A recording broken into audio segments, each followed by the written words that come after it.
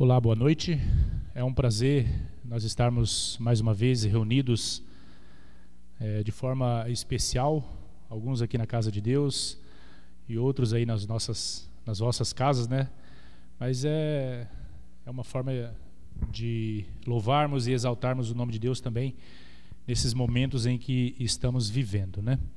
Momento muito diferente para nós, mas que o nosso Deus seja louvado e seja exaltado com o estudo da palavra dele que vamos fazer nessa noite. Eu quero agradecer à igreja, a liderança da igreja em especial pela confiança, e agradecer a Deus em primeiro lugar pela oportunidade mais uma vez de estudarmos a palavra de Deus juntos.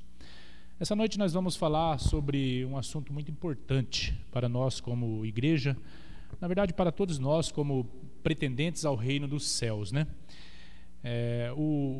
O versículo que nós vamos meditar, ele está baseado no livro de Joel, capítulo 2. Enquanto você vai folheando a sua Bíblia, eu quero contar uma breve ilustração, uma história que aconteceu com um pastor chamado George Whitefield. Ele era um pastor anglicano, né, que promoveu grande reavivamento espiritual na Grã-Bretanha e nas colônias britânicas norte-americanas. Ele foi intitulado como o príncipe dos pregadores ao ar livre e foi o evangelista mais conhecido do século XVIII. Sempre que o pastor Whitefield ele se hospedava na casa de alguém, ele costumava também conversar sobre o futuro da vida espiritual de cada membro da família anfitriã. Entretanto, certa vez, o pastor Whitefield, ele se hospedou na casa de um coronel. Ele ficou tão satisfeito com a hospitalidade e tão encantado com as qualidades do bom coronel e de sua família, que achou muito difícil de lhes dizer que tinham que tomar uma decisão com respeito a Jesus. Então, passada aquela noite, quando o coronel se levantou para ir embora, ao orar, o Espírito Santo disse que ele não poderia sair daquele local sem antes advertir aquela família do perigo em que estava vivendo, se não tomasse a decisão ao lado de Cristo. Dado esta notícia, então, pelo Espírito Santo, ele tomou uma decisão, pegou o seu anel e em uma das vidraças do quarto em que ele dormia, ele escreveu uma mensagem que dizia assim: falta-lhes alguma coisa? A senhora daquele coronel, a senhora da casa, grande admiradora de Whitefield, ela se dispôs a ir até o quarto de hóspedes. E chegando lá, ela percebeu aquela escrita na janela, a escrita que dizia: falta-lhes alguma coisa? Rapidamente ela chamou as suas filhas, disse: meninas, sobem aqui, venham ver o que o homem de Deus escreveu. E as meninas leram naquela vidraça: faltam-lhes alguma coisa? Chamaram seu pai e ele subiu também rapidamente para ver o que estava acontecendo, e ele também leu a mesma escrita que estava naquela janela: falta-lhes alguma coisa? Eles entenderam que aquilo era uma mensagem, era um convite, era um chamado do Deus Todo-Poderoso, Espírito Santo, para que eles percebessem que faltavam alguma coisa na vida deles. Imediatamente ao lado daquela cama, ao redor daquela cama, melhor dizendo, aquela família se ajoelhou, eles oraram, eles pediram e eles clamaram a Deus para que lhes desse aquilo que estava faltando. A pergunta, queridos, que eu faço para você, que eu fiz para mim e que eu faço para você nessa noite, é a seguinte: falta-nos alguma coisa? Falta-nos alguma coisa? Nós já temos Jesus e, como diz, o ditado, quem tem Jesus tem tudo. Nós podemos dizer que falta-nos alguma coisa? Essa pergunta que eu estou fazendo para você, já fiz para mim por várias vezes, estou fazendo para você, ela não tem cunho de que falte alguma coisa material, porque se nós formos olhar, se nós formos ver, talvez para nós não esteja faltando nada, mas para as pessoas que estão ao nosso lado, talvez para um irmão que nós não conhecemos a necessidade a sua vida por mais profunda, não sabemos a necessidade. Mas não é essa, a pergunta não tem de cunho de que falta alguma coisa material, mas de que falte alguma coisa espiritual. Sabidos nós que somos da igreja verdadeira, a igreja remanescente, que adoramos o Deus verdadeiro, o Deus criador e mantenedor de todas as coisas, poderíamos dizer que falta-nos ainda alguma coisa? Eu queria ler com você uma citação que está no livro Mensagens Escolhidas,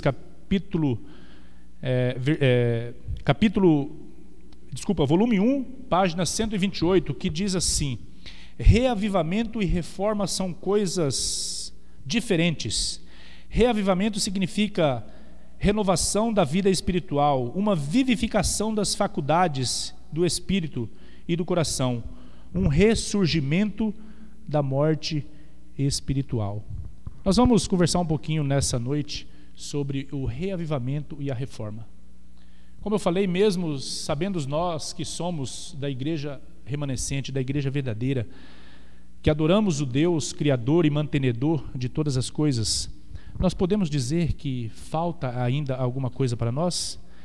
E quando nós nos deparamos por esse assunto tão importante para mim e para a sua vida, nós entendemos realmente que falta-nos alguma coisa. Mas no final da mensagem nós vamos entender por que falta-nos alguma coisa.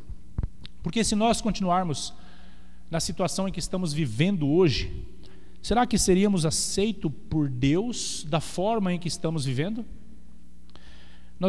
No desenrolar da mensagem aqui nós vamos entender, vamos ler alguns versos e no final nós vamos chegar na conclusão se falta realmente alguma coisa para nós ou não.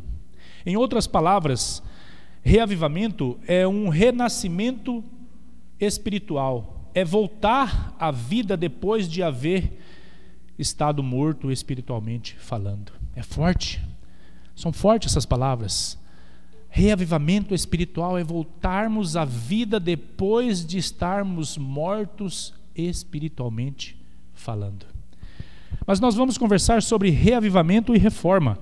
O reavivamento é o estado espiritual, é voltarmos à vida depois de estarmos mortos espiritualmente. Por outro lado, a reforma significa a reorganização, mudança de ideias, de teoria, de hábitos, de prática.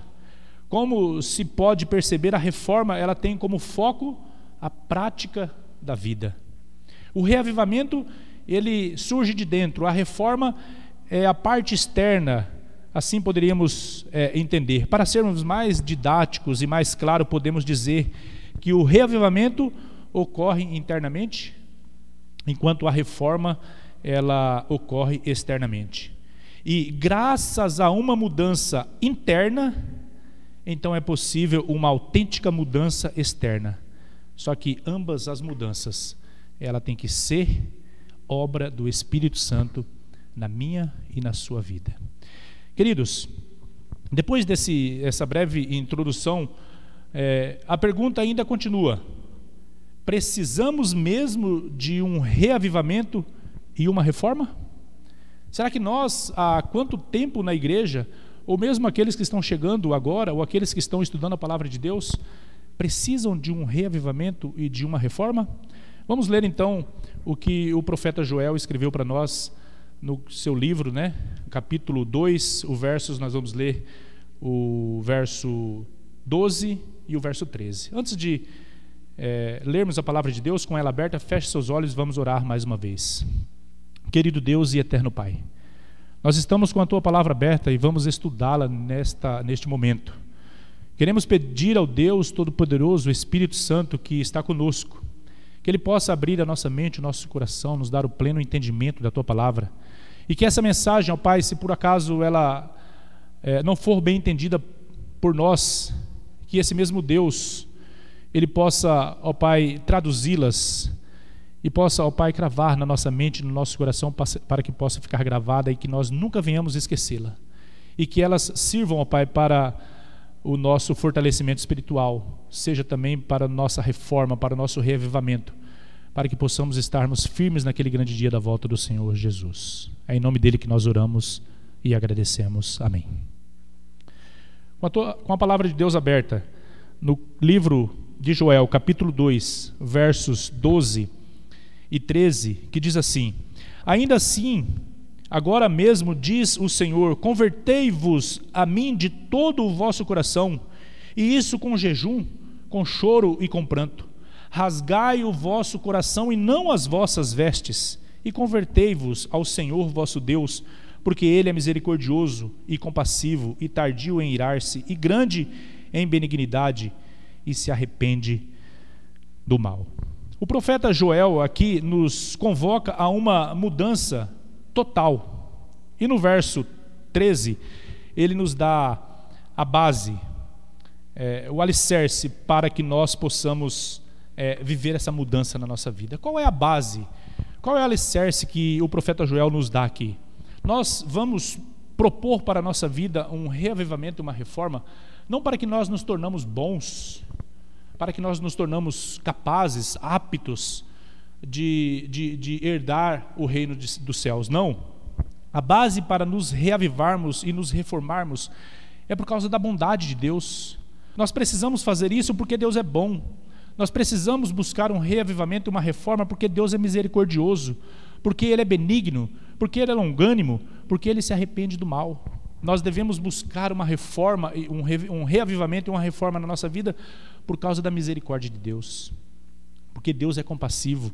Mesmo depois de tantos erros, de tantas falhas, de tantas dificuldades, quando nós nos arrependemos, quando nós nos colocamos inteiramente nas mãos de Deus, Ele é longânimo, Ele é misericordioso, Ele é compassivo, e Ele é benigno, e Ele nos aceita. Queridos, o comentário bíblico adventista, ele afirma que para um judeu rasgar as suas roupas era um sinal de grande tristeza. Isso significava que ele havia sofrido alguma calamidade terrível.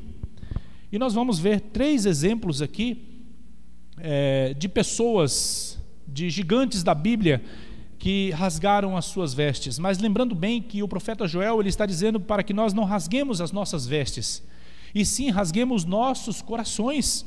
O nosso coração precisa, antes de ser rasgado as vestes, precisa sangrar, precisa ser rasgado o nosso coração. Mas vamos para o relato de Gênesis capítulo 37, verso 34.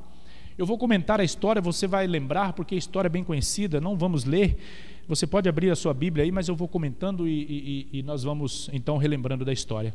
Vocês lembram quando o jovem José, ele foi traído pelos seus irmãos, ele foi vendido pelos seus irmãos, eles pegaram aquela túnica colorida que o seu pai havia presenteado e eles mancharam de sangue, rasgaram a túnica de José e apresentaram ao seu pai, dizendo que alguma fera havia pego José e estraçalhado e havia matado José e quem sabe até comido. O que Jacó fez naquele momento? Ele rasgou as suas vestes. Mas para José rasgar as suas vestes, imagina qual era a tamanha dor, a tamanha decepção, o que Jacó estava sofrendo naquele momento com a notícia da morte do seu filho amado, o filho amado de José. Não que os outros não eram amados, mas era o filho planejado, era o filho da mulher que Jacó amava, era o filho da mulher por quem Jacó havia trabalhado quantos anos, era o filho querido. E agora ele estava morto. Queridos, só quem passou a experiência da morte na sua família sabe como é essa situação.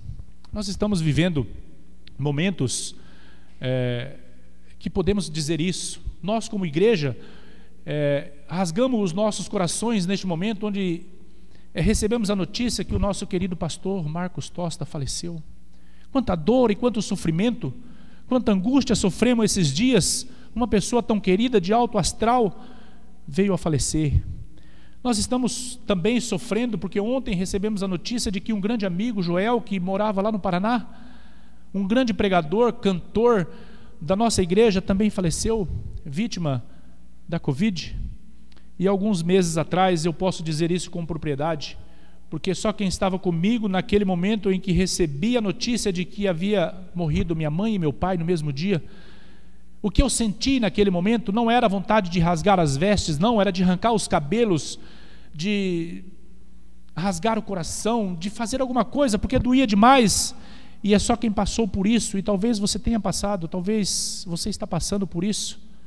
E o profeta Joel diz que É momento de nós rasgar o nosso coração, de nós clamarmos a Deus, de nós pedirmos a Deus, de nós suplicarmos a Deus, de nós entregarmos a nossa vida a Deus.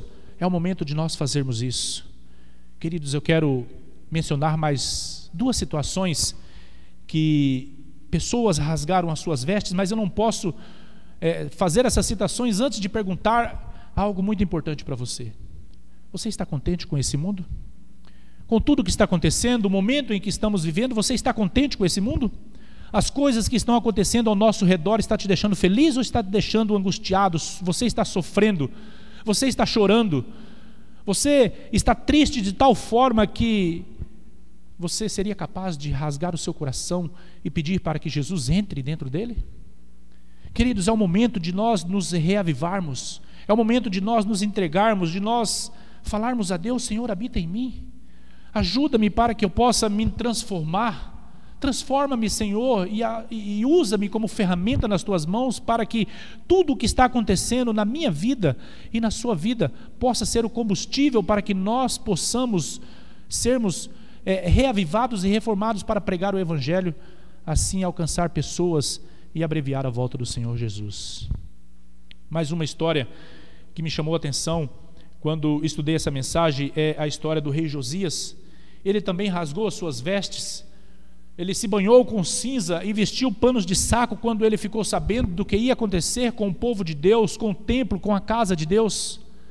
Ele não concordou, ele não aceitou, ele se entristeceu. Uma calamidade aconteceria no povo de Deus naqueles dias, e o rei Josias, então, ele toma também essa atitude de rasgar as suas vestes. Mais um relato, eu não quero me delongar nelas, mas somente para você lembrar a história de Josué.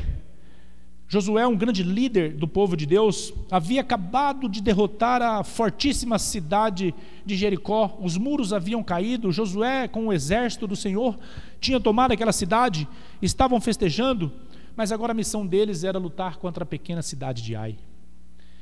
A notícia chega em que o exército de Deus havia perdido, o exército de Israel havia perdido a luta contra Ai. Quando essa notícia chega a Josué, então, sabendo da sua falha, do seu erro, porque ele não consultara a Deus para perguntar se deveria subir contra Ai, mas confiando em si mesmo e na sua capacidade, Josué ordena que o exército vai, e agora cerca de 30 e poucas pessoas morrem, culpa de Josué. A liderança daquele povo e a liderança de Josué se ajoelha, se prostra perante o Senhor, joga cinzas nas suas cabeças, rasga as suas vestes e se veste de pano de saco. Queridos, no entanto, como é possível uma exibição de tais sinais exteriores de tristeza, sem qualquer sentimento real íntimo? Não, nenhuma dessas pessoas poderiam expor a tristeza externa se antes não tivesse uma tristeza interna.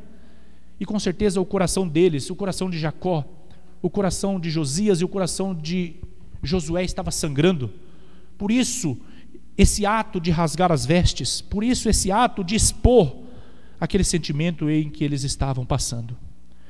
Com isso, o profeta Joel está ensinando para mim e para você que uma mudança interna, o reavivamento, produz autênticas mudanças externas, e que só uma real mudança interna, as manifestações de piedade externas não passam de um comportamento hipócrita e uma espiritualidade fingida. Vamos melhorar isso aqui. Sem uma mudança interna, sem um reavivamento interno, aquilo que nós manifestamos externamente não passa de um comportamento hipócrita ou uma espiritualidade fingida. E muitas vezes nós nos pegamos fazendo assim, né? Muitas vezes nós nos pegamos fazendo assim. Eu quero ler mais um pedacinho do livro Mensagens Escolhidas, volume 1, página 25, onde Ellen White escreve o seguinte: um reavivamento da verdadeira piedade entre nós, eis a maior e mais urgente de todas as nossas necessidades. Um reavivamento da verdadeira piedade é a maior e mais urgente de todas as nossas necessidades. Queridos, o reavivamento e a reforma ela só pode acontecer se nós buscarmos a Deus e colocar Ele em primeiro lugar na nossa vida. É o resumo do livro onde ela escreve nesse parágrafo, capítulo, página 121 do volume 1. Se nós não colocarmos Deus, se nós não buscarmos Deus em primeiro lugar na nossa vida, nós nunca vamos alcançar um reavivamento e uma reforma. Queridos, se nós não tivermos uma íntima comunhão com Deus, um relacionamento com Deus, e isso nós não alcançamos aqui na igreja, não alcançamos via live que estamos fazendo, não alcançamos. Esse relacionamento com Deus, ele requer a sua intimidade com Deus. É ao deitar, é ao levantar, é ao dia a dia você estar com Deus todos os momentos da sua vida. É você viver em função do Espírito Santo. Queridos, não há dúvida de que chegamos a próprias vésperas da hora suprema. Jesus está chegando. Esse céu logo logo vai se rasgar, vai se enrolar como um pergaminho. Jesus vai descer das nuvens dos céus e vai nos buscar, vai nos levar para vivermos eternamente com Ele. E a mensagem aqui diz que se o chamado para uma conversão genuína e uma reforma completa na vida de cada um deve ressoar por todos os recantos de Sião, por todos os recantos das nossas igrejas. Queridos, esse convite, esse chamado para que nós possamos nos reformar e nos reavivar espiritualmente deve ressoar nas nossas igrejas, por todos os membros da igreja, deve ressoar na minha vida todos os dias, todo momento. Nós, como povo de Deus, escolhidos para viver eternamente ao lado dele, precisamos buscar na nossa vida o reavivamento e a reforma. Mas precisamos entender que essas mudanças, que essas obras devem ser pelo poder do Espírito Santo. Eu quero falar agora para vocês algumas características de pessoas que viveram ou características daquelas que vão viver o reavivamento e a reforma. Olha o que uma pessoa que experimentou ou experimentará o reavivamento e a reforma, ela tem uma vida de oração e ação. Uma pessoa que é reavivada e reformada, ela ora, mas ela não só ora, ela age, ela busca, ela faz, ela se dispõe, ela diz: Senhor, estou aqui, usa-me a mim, envia-me a mim. Não basta somente orar, precisamos orar e precisamos agir. E uma pessoa que experimentou o reavivamento e a reforma, ela ora e ela age. A segunda característica de uma pessoa que experimentou o reavivamento e a reforma, ela tem a sua vida moldada pelo Espírito Santo. Ela ouve a voz, ela reconhece, em meio a tantas as vozes que nós temos nesse mundo, ela reconhece a voz do Espírito Santo. Ela tem uma vida moldada pelo Espírito Santo. Uma pessoa que experimentou o reavivamento e a reforma, ela tem a vida pautada na palavra de Deus. A palavra de Deus é lâmpada para os seus pés, é luz para o seu caminho, e é assim que devemos agir quando nós somos reavivados e reformados. Querido, o quarto ponto de uma pessoa que experimentou o reavivamento e a reforma, ela guarda os mandamentos de Deus, inclusive o sábado, ela guarda o sábado, e nós vemos hoje o sábado sendo profanado de muitas formas. Pessoas não estão guardando como deveria guardar.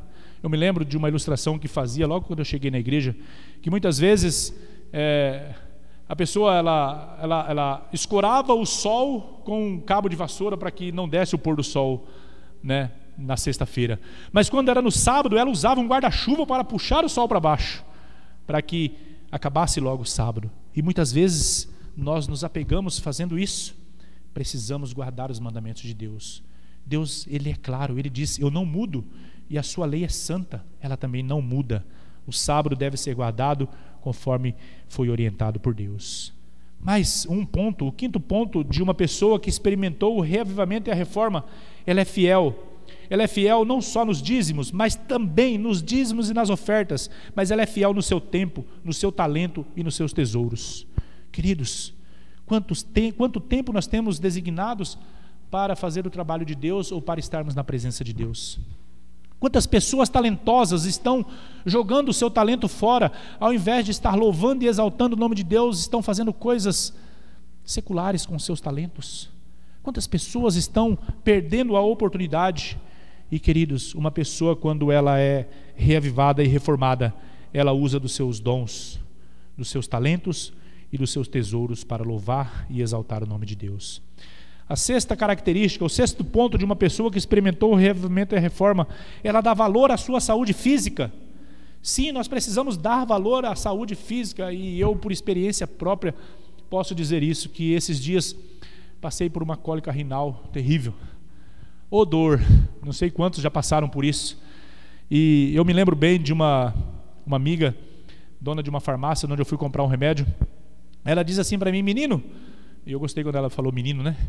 Menino, você precisa sarar logo, porque gente doente não presta para nada. E eu falei: presta sim, só para chorar e para reclamar. E quando nós estamos bom de saúde, precisamos preservar, precisamos cuidar da nossa saúde. Mas infelizmente tem muitos que estão jogando a saúde fora. Mas quando nós estamos doentes, nós sabemos que nós só prestamos para reclamar e para chorar.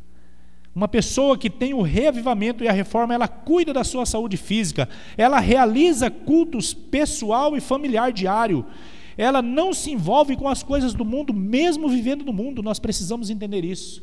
Uma pessoa, quando ela é reavivada e reformada, ela sai da igreja e entra no mundo para levar a mensagem de Deus, para alcançar as pessoas que estão no mundo e depois voltar para a igreja. Nós não precisamos viver o que o mundo nos oferece.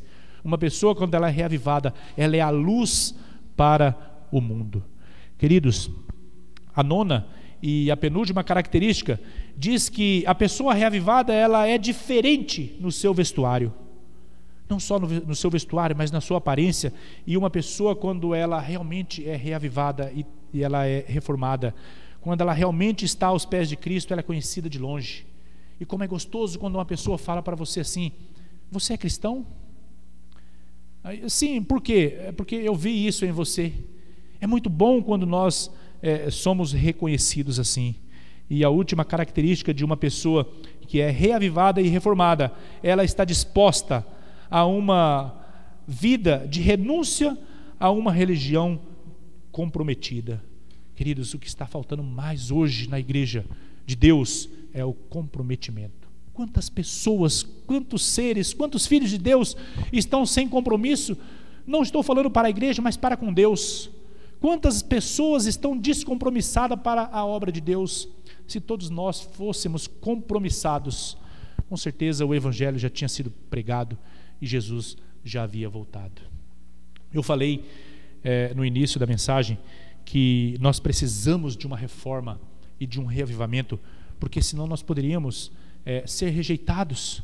Será que se nós continuarmos no estado que nós estamos, Deus vai nos aceitar? Vai aceitar o nosso sacrifício? Eu quero encerrar lendo com vocês o capítulo 3 de Apocalipse, o verso 14, 15 e 16. Ali há uma mensagem para a igreja de Laodiceia. O último período da igreja de Deus aqui nessa terra é o período em que nós estamos vivendo. Nós acreditamos que Jesus vai voltar na nossa era, na nossa geração, e a igreja de Laodiceia é o último período da igreja, é o momento em que nós estamos vivendo.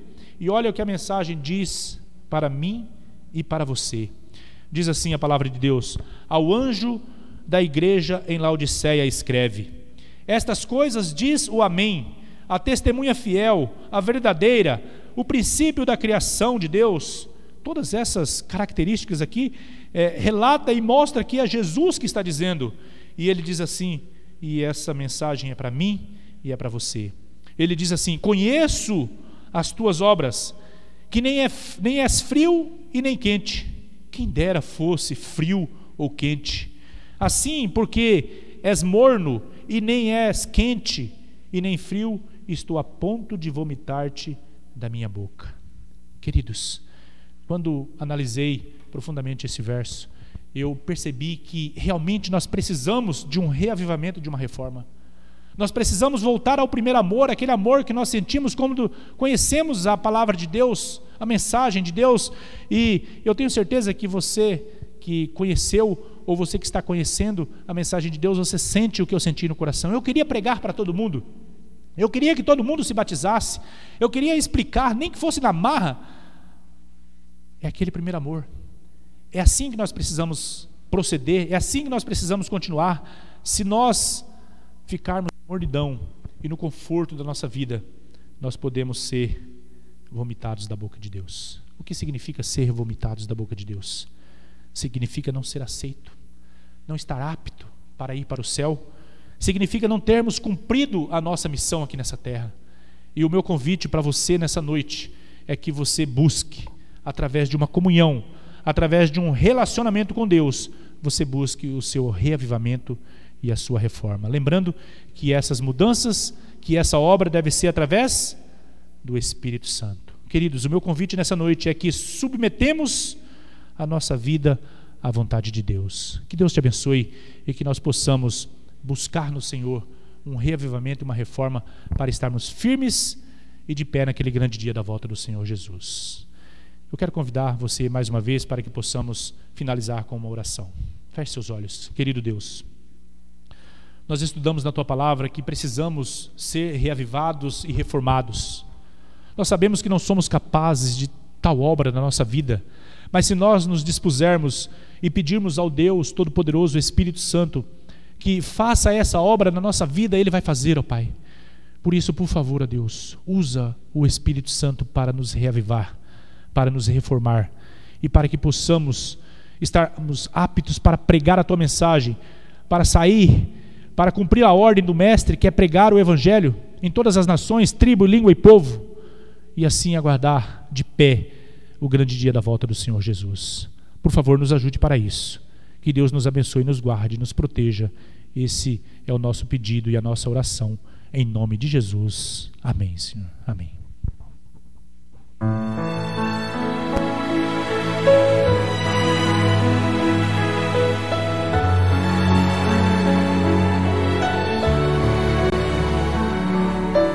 Preciso me entregar, Senhor.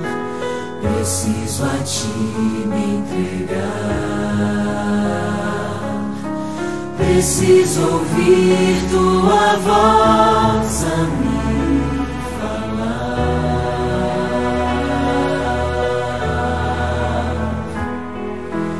Não tenho nada a Te oferecer,